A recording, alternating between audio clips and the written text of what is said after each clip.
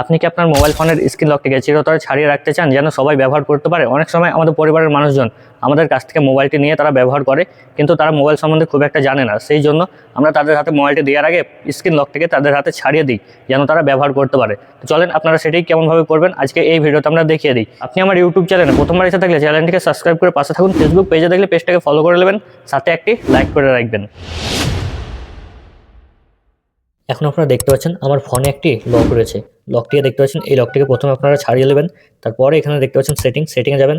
Setting আসার পরে একটু নিচের দিকে যাবেন। নিচের দিকে এলে আপনারা দেখতে পাচ্ছেন পাসওয়ার্ড অ্যান্ড সিকিউরিটি, এটা কোথায় আছে আপনারা খুঁজে নেবেন। তারপরে এখানে ক্লিক করবেন।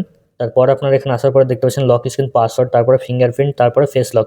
উপরে একটা দেখতে পাচ্ছেন লক স্ক্রিন পাসওয়ার্ড, এইটাতে ক্লিক করবেন। তারপর আপনারা এই লকটিকে আপনারা ছাড়িয়ে নেবেন। তারপর আপনারা উপরের দিকে দেখতে পাচ্ছেন নোন লেখা আছে, এখানে ক্লিক করবেন। তারপর একটু নিচের দিকে দেখতে পাচ্ছেন এখানে অফ লেখা আছে, এখানে অফ করে দেবেন। এখন আপনাদের স্ক্রিন লক আপনাদের বন্ধ হয়ে গেছে। এখন আপনাদের ফোনটি যে কেউ ব্যবহার করতে পারবে। এখন আপনাদের স্ক্রিন লকটাকে টোটালি বন্ধ হয়ে গেছে। এখন কোনো লক আপনাদের ফোনে নেই।